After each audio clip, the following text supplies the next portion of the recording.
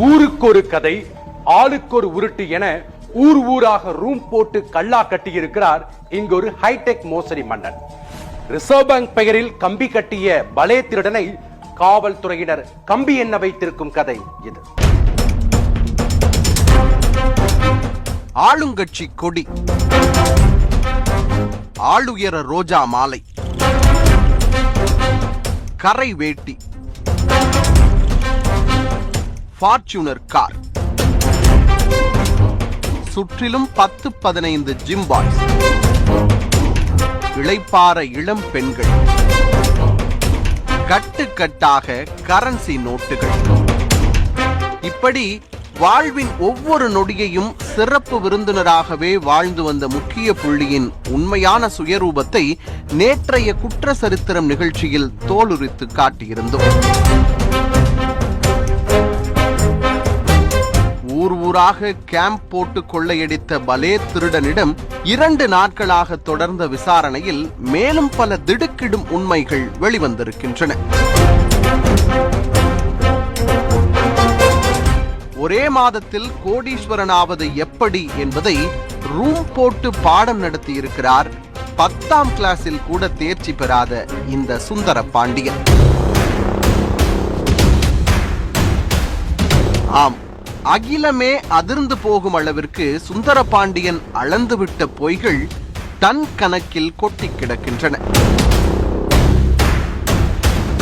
மதுரை மாவட்டம் பேரையூர் தான் சுந்தர பாண்டியனின் பூர்வீகம் என கூறப்படுகிறது.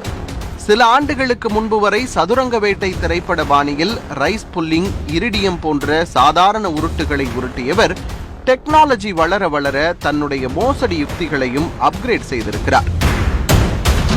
தனக்கு சொந்தமான பங்களா தோட்டத்தில் விலை உயர்ந்த அதிசய பொருட்கள் கிடைத்திருப்பதாகவும் அதனை ஜெர்மனி, பிரான்ஸ் போன்ற நாட்டினருக்கு ரகசியமாக விற்பனை செய்திருப்பதாகவும் ஒரு மூலக்கதையை தயார் செய்திருக்கிறார் சுந்தர பாண்டியன்.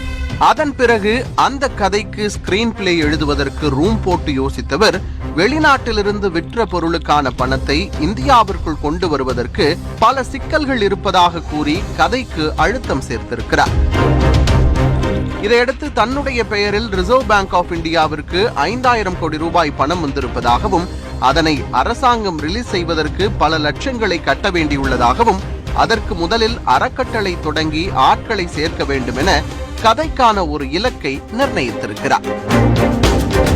இதையடுத்து சுந்தர பாண்டியன் கதையை பிரம்மாண்டமாக மாற்றுவதற்கு கதை இலாக்கா மும்முரமாக வேலை செய்திருக்கிறது.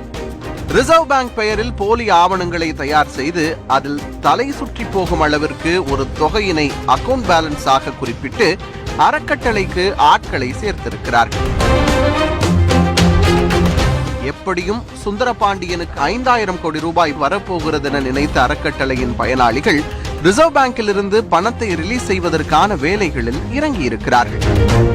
ஊர் கூடி தேர் இழுத்தால்தான் அது நடக்கும் என சுந்தர பாண்டியன் பஞ்ச் வசனம் பேச கோடீஸ்வரனாகும் ஆசையில் பல அப்பாவி மக்கள் மகளின் திருமணத்திற்கு சேர்த்து வைத்திருந்த பணத்தையும் மனைவியின் தாலி கொடியையும் பரம்பரை சொத்தையும் விற்று சுந்தர பாண்டியனிடம் லட்ச லட்சமாக கொட்டி இருக்கிறார்கள்.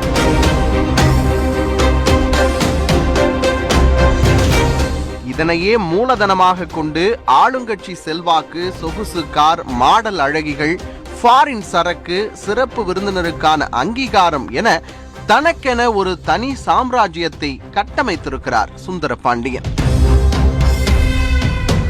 பணம் கொடுத்து அறக்கட்டளையில் உறுப்பினர்கள் ஆனவர்களிடம் ரிசர்வ் பேங்கிலிருந்து பணம் இதோ வருகிறது அதோ வருகிறது என மாதா மாதம் நம்பிக்கை கொடுத்து வந்திருக்கிறார். அதோடு பாஸ்போர்ட் சைஸ் போட்டோ, குடும்ப அட்டை, வங்கி கணக்கு, ஆதார் கார்டு, பான் கார்டு உள்ளிட்டவற்றையும் பெற்றுக்கொண்டு உறுப்பினர்களின் பெயரிலும் போலி ஆவணங்களை தயார் செய்து பணம் வரப்போவதாக நம்பிக்கையை அதிகரித்திருக்கிறார். சுந்தர பாண்டியனின் இந்த கதையில் லாஜிக் எல்லாம் சரியாக இருக்க மக்களும் அதிகமான கேரண்டி வைத்திருக்கிறார்கள். அதன் காரணமாக இந்த ஒரே கதையை ஊர் ஊராக சென்று ரூம் போட்டு பார்ட் 1, பார்ட் 2 என தொடர்ச்சியாக அரங்கேற்றம் செய்து வந்திருக்கிறார். தமிழகத்தின் பல மாவட்டங்களில் இதே கதையை ஓட்டி அப்பாவி மக்களின் வயிற்றில் அடித்த சுந்தர பாண்டியன் கடைசியாக வந்து சேர்ந்த இடம்தான் கன்னியாகுமரி. வடக்கு குண்டல் பகுதியில் உள்ள தனியார் ஹோட்டலை முழுவதுமாக புக் செய்த சுந்தரபாண்டியன் அவரின் பரிவாரங்களோடு களமிறங்கி பிசினஸ் மீட் நடத்தியிருக்கிறார். ஒரு டீம் வச்சிருக்காரு. There are two separate ladies that has been brought in as an expert to check the fingerprints, to check the eye scanner. அதே மாதிரி there is a team to check their KYC norms. இது computer லேப்டாப்ல முன்னாடி எது பண்ண மாதிரி காமிக்கிறது. All this is totally bluff. 45 நாட்களில் கோடீஸ்வரனாகும் ஆசையில் சுந்தரபாண்டியனை பலரும் ரகசியமாக சந்தித்து பெட்டி பெட்டியாக பணத்தை கொடுத்திருக்கிறார்கள். இந்த நிலையில்தான் கதையில் திடீர் ட்விஸ்டாக காவல்துறையினருக்கு ஒரு ரகசிய அழைப்பு வந்திருக்கிறது. இதையடுத்து சம்பவ இடத்திற்கு விரைந்து சென்ற போலீசார் சுந்தரபாண்டியன் அண்ட் கோவை கூண்டோடு கைது செய்து அவர்களின் மெகா தொடருக்கு கிளைமேக்ஸ் ஷாக் கொடுத்திருக்கிறார்கள்.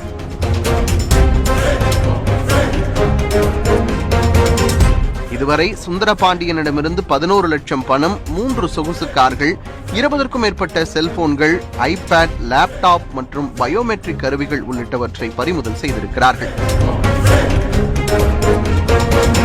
மேலும் அறக்கட்டளையில் சேர வரும் உறுப்பினர்களிடம் வடமாநில பெண்களை காட்டி அவர்களின் ஆசையை தூண்டி ஏமாற்றியுள்ளதும், அறக்கட்டளைக்கு அதிகமான முதலீடுகளை ஈர்க்கும் ஏஜென்ட்டுகளுக்கு சொகுசு கார்களை பரிசளித்து வந்ததும் விசாரணையில் தெரிய வந்திருக்கிறது. Prima facie investigation is that இப்ப நம்ம ஒரு 3 கார் நம்ம ரிகவர் பண்ணிருக்கிற டீம்ஸ், இதுல எல்லாமே இன்னும் 4-5 கார் மேல கூட ஏதோ அப்ரிசியேஷன் பண்றது கொடுத்திருக்காருன்னு சொல்றோம். அது கூட we will find it out. இந்த சம்பவம் தொடர்பாக 2 வடமாநில பெண்கள் உட்பட 17 பேர் கைதாகியுள்ள நிலையில் சுந்தரபாண்டியனிடம் எத்தனை பேர் ஏமாந்திருக்கிறார்கள் என்கிற விசாரணையும் தொடர்ந்து நடந்து வருகிறது. இந்த டீடைல்ஸ் பார்த்துட்டு யாராவது பாதிக்கப்பட்ட மக்கள் இருந்தா நம்ம Kanyakumari போலீஸ்னு they can contact over the phone and if needed they can also come here and they can share what is the cheating that has been done to them. அது கூட இந்த இன்வெஸ்டிகேஷன்ல நம்ம கொண்டு வந்துரும். காவல்துறையினரின் முழுமையான விசாரணைக்கு பிறகு ரிசர்வ் பேங்க் பெயரில் மோசடி செய்து வரும் மேலும் பல அறக்கட்டளைகளும் சிக்கும் என எதிர்பார்க்கப்படுகிறது.